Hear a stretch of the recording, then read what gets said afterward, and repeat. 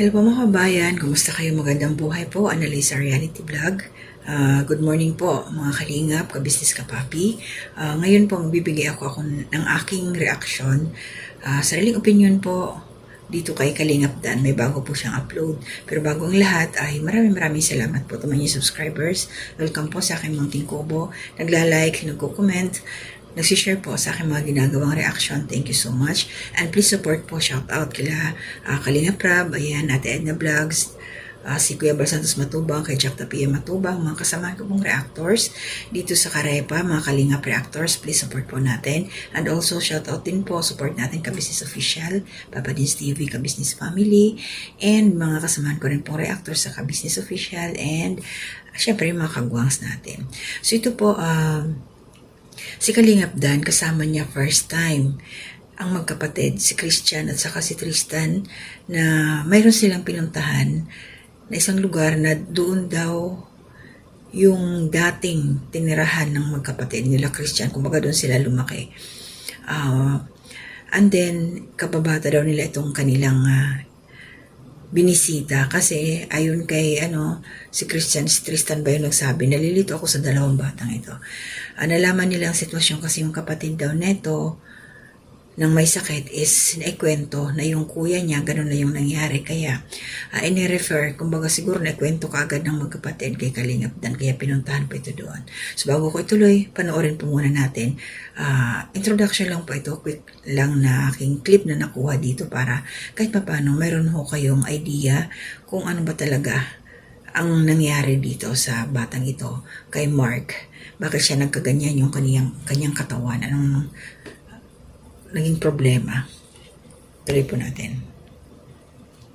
Sino nandito ngayon sa bahay na to? Siya po. Wala po yung kapatid po niya at nagbenta daw po ng palay. Nagbenta ng palay. Wala ba sila magulang? Meron po, kaso po may asawa na pong iba. Parang naghiwalay po. Sige, alamin natin. Pwede naman siya makausap? Pwede naman po. Okay lang? So tara mga kanina, may dala tayong grocery. Pasok natin. Grabe, kasama natin mag-scout. First time natin makasama yung magkapatid sa scouting, sa charity. Tao po. Grabe, ito pala agad yung bahay nila. Ay, pasok pakita mo si Kuya, anong pangalan mo? Mark po. Mark? Oh, kamusta ka, Mark? Tristan, ayan, lagay mo yung mic dyan. Dito lang tayo, hindi na tayo kasya eh. Ang liit nga po ay. Ano to, Mark? Sarili niyong bahay to? Lupa niyo to? Oo, kalulu po. Sa inyo to? Ito lang, apat kayo dito magkakapatid, di ba? So, saan sila natutulog? Ayun, isa po, may ano po yun. May asawa na po. Yung isa. Pero ikaw ang panganay. Opo. Ilan taon yung may asawa na? 17 po yata yun. 17 may asawa na? Oo. Babae yan, lalaki? Lalaki po. So ilan ang kasama mo dito sa bahay niyo na to? Isa lang po, yung bunso lang po. Dito rin siya natutulog? Opo. Asan si Bunso ngayon? Kasama po sa ng palay, pagbinta. Nagbebenta ng palay? Opo. So yung mga kapatid mo nag-aano ng palay? Nag-aani po. Nag-aani. Ilan taon yung Bunso? Ano po? 12 po. 12. Tapos nagpapalay na. Oo. Nag-aaral pa yun? Siya po. Ilan ba kayo lahat? Apat kayo magkakapatid? Apat po. So nasaan pa yung isa? Di ba isa may asawa? Sa barkada po niya. Sa barkada. Pero tumutulong din ba yun? Hindi po po. Hindi. Buti si Bunso nagpapalay. Yung nga lang po yung katulong ko dito. Siya lang kasama mo dito. Nasaan ba ang Mark? Ang magulang mo, ang nanay at tatay mo? Meron na pong mga kanya-kanyang asawa. May kanya-kanyang pamilya? Opo. Naghiwalay na sila. So, iniwan din kayo. Gano'n nakatagal kayo iniwan ng mga magulang nyo?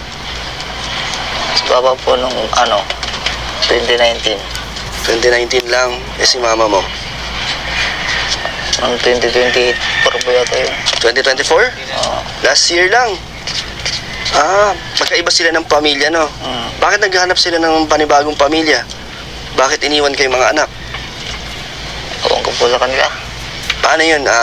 Ano nangyari? Bigla na lang kayo iniwan? Or may dahilan naman kung bakit nagawa yun?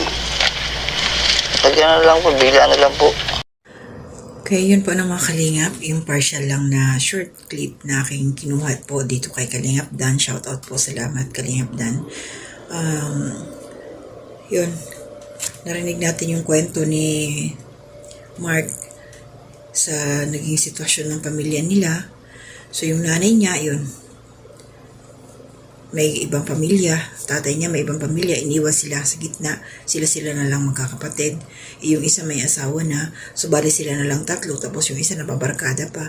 So yung kadikit lang niya, yung bunso nilang kapatid. Sa pagkakalam ko na sa 12 years old yun ang tumutulong talaga sa kanya. So itong batang to, lalong-lalo na po si Mark, mas nangangailangan talaga higit niya ng tulong dahil sa kanyang sitwasyon. Unang-una, mapacheck up siya. Tapos, para mabigyan siya ng tamang gamot sa kanyang katawan para manumbalik yung kanyang lakas.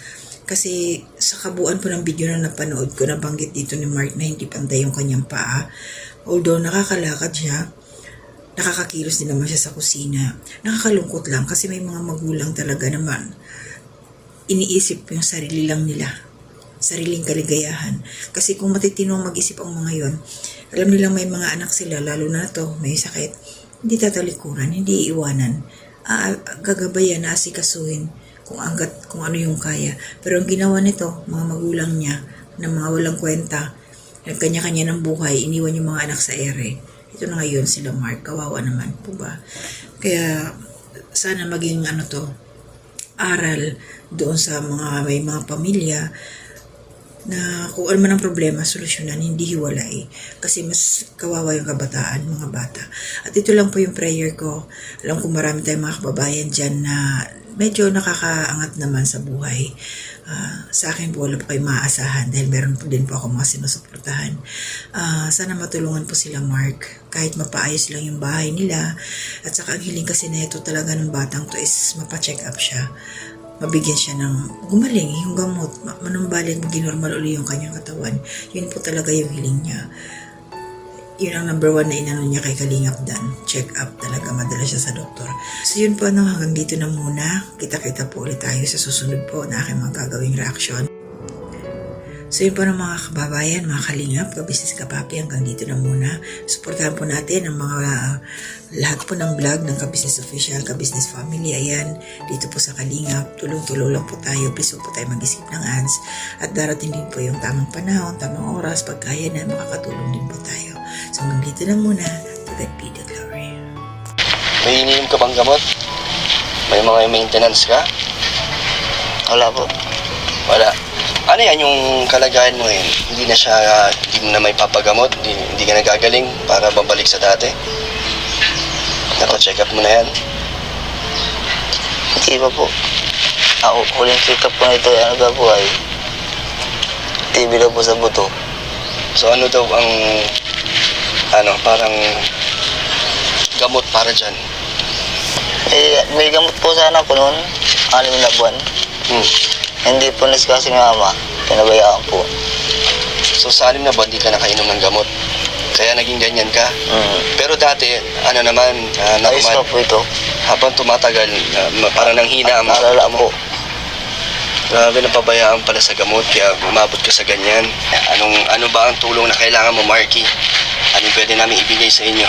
Bukod dito sa dala naming grocery, ano ba? Kapag check up lang po sana. Makapagpa-check up?